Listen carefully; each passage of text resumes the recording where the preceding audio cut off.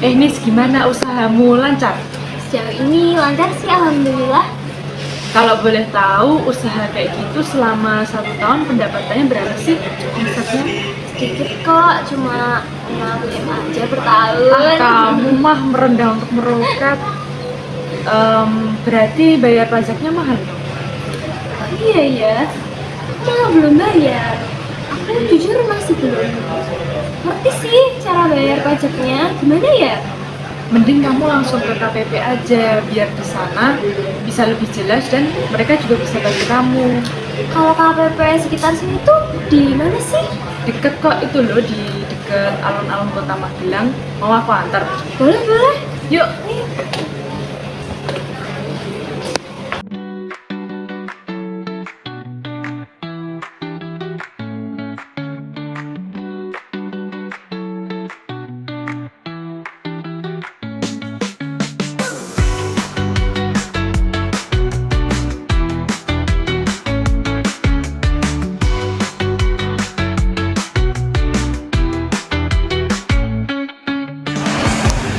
Permisi Bu. Iya, Pak Ade, yang bisa saya bantu? Begini Bu, jadi saya punya usaha toko pertanian, tapi saya tidak bisa menghitung pajak untuk tahun ini. Apakah bisa dibantu? Oh bisa, silakan untuk menemui Ibu Rahma.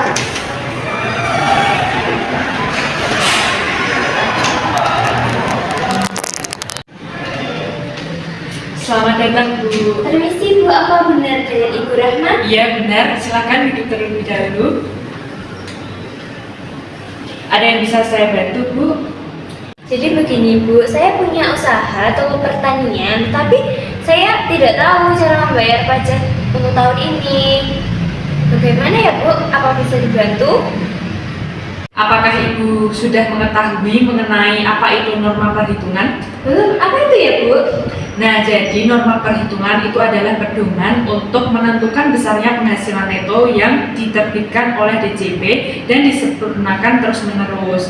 Nah, norma perhitungan penghasilan neto atau NPPN itu adalah persentase standar yang ditetapkan oleh DJP untuk menghitung penghasilan neto bagi wajib pajak yang melakukan kegiatan usaha atau pekerjaan bebas tetapi tidak menyelenggarakan pembukuan atau memilih menyelenggarakan pembukuan tetapi tidak memenuhi ketentuan. Seperti itu, Bu. Apakah sudah jelas?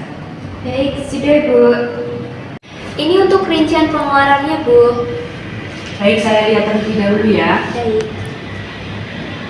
Nah, setelah saya perhatikan, laporan keuangan Ibu itu ada pengeluaran usaha deduktibel dan pengeluaran usaha non-deduktibel ya Bu. Apakah Ibu sudah paham mengenai pengeluaran usaha deduktibel dan non-deduktibel?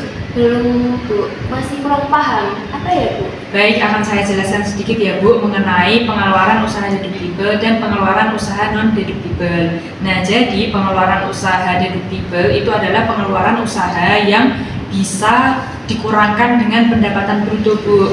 Nah, contohnya pengeluaran usaha deduktibel itu ada sewa tempat usaha, gaji pegawai, biaya listrik dan air, biaya barang dagangan atau modal, dan biaya promosi. Nah, ini semua bisa dikurangkan dengan pendapatan bruto Bu. Nah, selanjutnya yaitu pengeluaran non-deduktibel. Kalau pengeluaran non-deduktibel itu tidak bisa dikurangkan dengan pendapatan bruto Bu. Contohnya itu biaya makan pribadi dan liburan bersama keluarga. Nah, itu tidak bisa dikurangkan dengan pendapatan bruto Bu. Kalau boleh tahu, pengeluaran non-deduktibel itu kenapa tidak bisa mengurangi pendapatan ya Bu? Nah, karena pengeluaran non-deduktibel itu tidak berkaitan langsung dengan kegiatan usaha Bu. Contohnya kan berdasarkan data keuangan Ibu kan ada biaya makan pribadi dan liburan keluarga. Nah, kan pengeluaran pribadi ya, jadi tidak berkaitan langsung dengan kegiatan usaha. Oh, begitu ya Bu? Iya. Setelah saya hitung Bu, nah Ibu ini akan dikenakan dengan tarif pasal 17 PPh. Jadi pasal 17 PPh itu mengatur tentang pajak pribadi orang dalam negeri. Nah, meskipun telah mengalami perubahan berkali-kali, tetapi pasal 17 ini masih relevan digunakan hingga saat ini.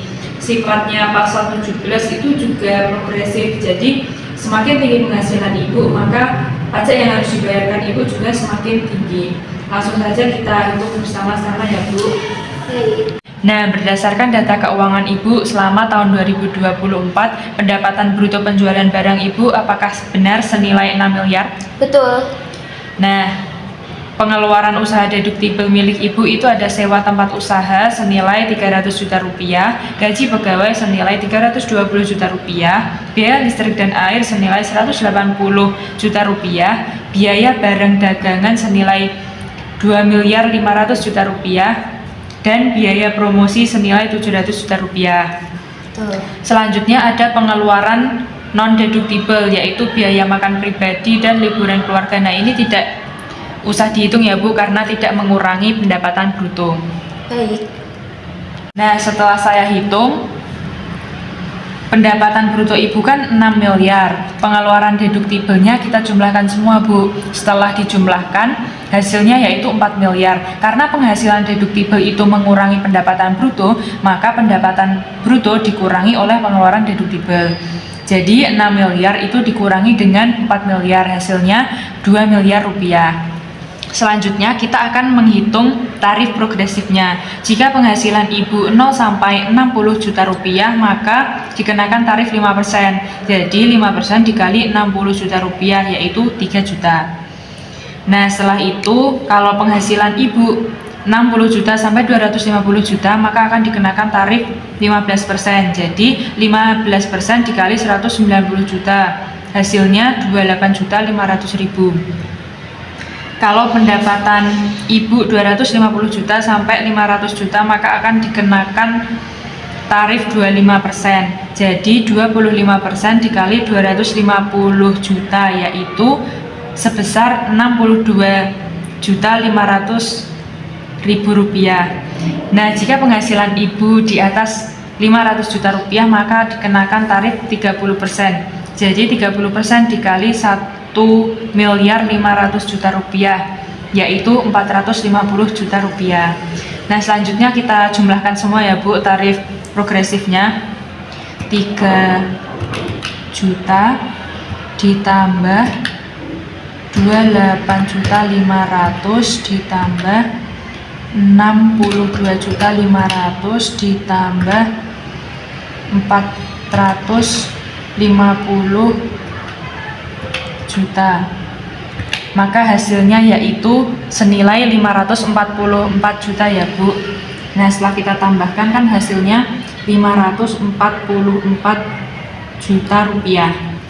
Sedangkan berdasarkan data keuangan Ibu itu telah membayar pasal 25 PPh bulan Januari sampai November itu senilai 60 juta. Jadi penghasilan kena pajak Ibu ini dikurangkan dengan PPh 25 yang telah dibayarkan Januari sampai November. Jadi dikurangi dengan 60 juta rupiah.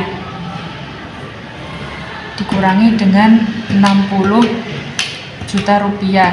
Hasilnya yaitu 484 juta rupiah. Jadi pajak yang harus Ibu bayarkan pada bulan Desember itu senilai 484 juta rupiah Bu.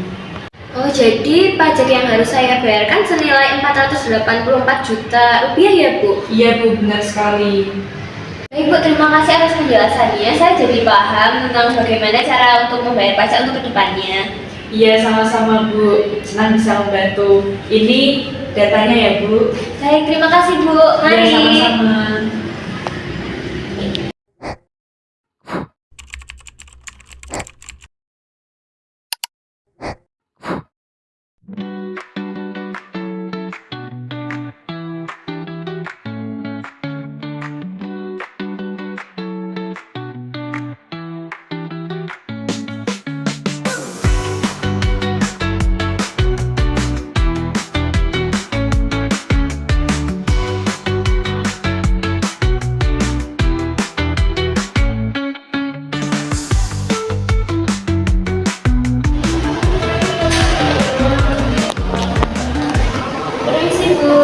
Selamat pagi Bu, ada yang bisa saya bantu? Ibu, saya ingin membayarkan pajak usaha saya, tapi saya tidak bisa menghitungnya.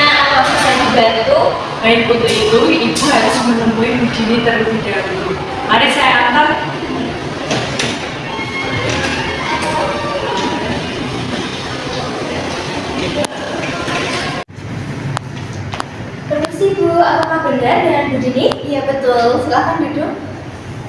Apakah ada yang bisa saya bantu?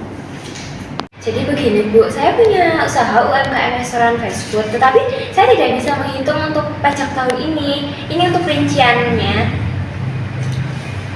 Oh, jadi untuk omsetnya itu punya Ibu 35 juta per bulan ya? Betul Bu.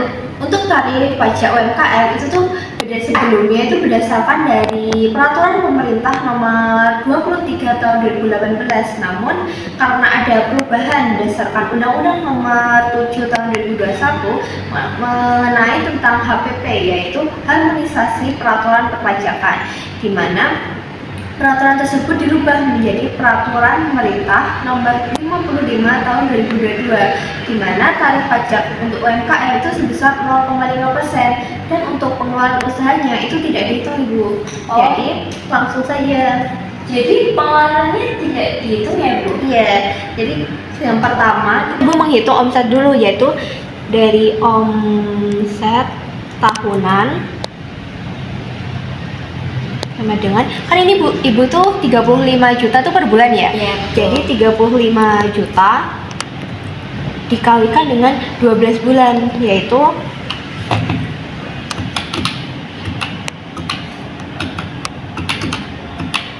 420 juta. Setelah itu, berdasarkan peraturan pemerintah nomor 55 tahun 2022, yaitu untuk tarif pajak sama dengan 0,5% dikalikan 420 juta. 420 juta dikalikan tarifnya tadi, yaitu 0,5%, yaitu sebesar 2.100.000.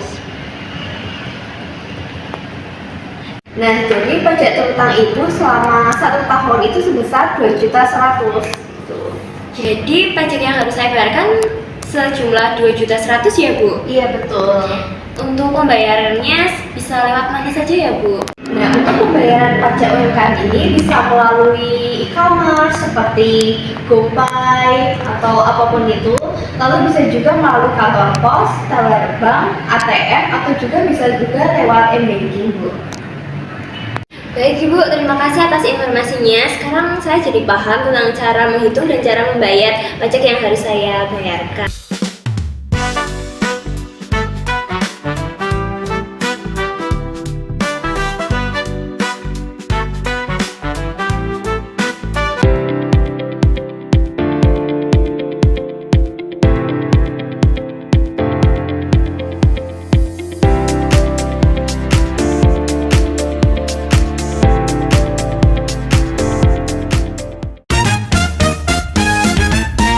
A few moments later. Bayar pajak untuk depannya. Nah ini Bu. Kok dikejedan? Gimana nih? Belum.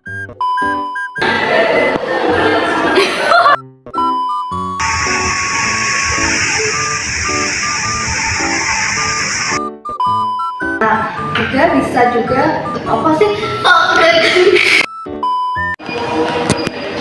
Ini gimana usaha kamu pakai yang